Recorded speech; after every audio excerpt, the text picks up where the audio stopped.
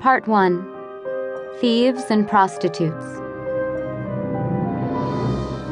Chapter 1. They took me in my nightgown. Thinking back, the signs were there. Family photos burned in the fireplace. Mother sewing her best silver and jewelry into the lining of her coat late at night. And Papa not returning from work. My younger brother Jonas was asking questions. I asked questions too, but perhaps I refused to acknowledge the signs. Only later did I realize that Mother and Father intended we escape. We did not escape. We were taken. June 14th, 1941. I had changed into my nightgown and settled in at my desk to write my cousin Joanna a letter. I opened a new ivory writing tablet and a case of pens and pencils. A gift from my aunt for my 15th birthday.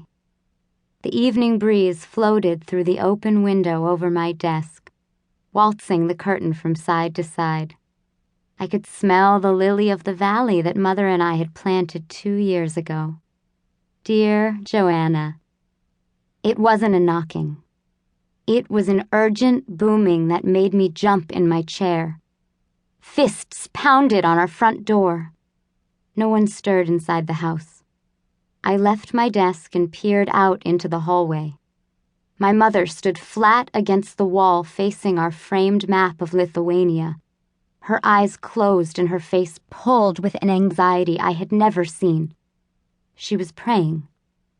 "Mother," said Jonas, only one of his eyes visible through the crack in his door. "Are you going to open it? It sounds as if they might break it down." Mother's head turned to see both Jonas and me peering out of our rooms. She attempted a forced smile. "Yes, darling, I will open the door. I won't let anyone break down our door." The heels of her shoes echoed down the wooden floor of the hallway, and her long, thin skirt swayed about her ankles. Mother was elegant and beautiful. Stunning, in fact, with an unusually wide smile that lit up everything around her. I was fortunate to have Mother's honey-colored hair and her bright blue eyes. Jonas had her smile. Loud voices thundered from the foyer. "NKVD," whispered Jonas, growing pale. "Tadas said they took his neighbors away in a truck. They're arresting people." "No, not here," I replied. The Soviet secret police had no business at our house. I walked down the hallway to listen and peeked around the corner. Jonas was right.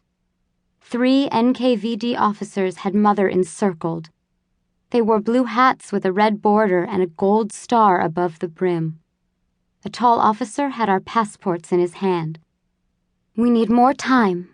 We'll be ready in the morning," Mother said. 20 minutes. "Or you won't live to see morning," said the officer. "Please lower your voice. I have children," whispered Mother. 20 minutes, the officer barked. He threw his burning cigarette onto our clean living room floor and ground it into the wood with his boot. We were about to become cigarettes. Chapter 2. Were we being arrested? Where was Papa? I ran to my room. A loaf of fresh bread had appeared on my windowsill, a large wad of rubles tucked under the edge. Mother arrived at the door with Jonas clinging close behind her. "But Mother, where are we going? What have we done?" he asked. "It's a misunderstanding.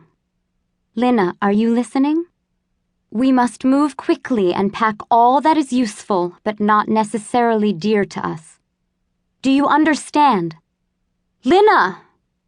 Clothes and shoes must be our priority. Try to fit all that you can into one suitcase." Mother looked toward the window. She quickly slid the bread and money onto the desk and snapped the curtains shut. "Promise me that if anyone tries to help you, you will ignore them. We will resolve this ourselves."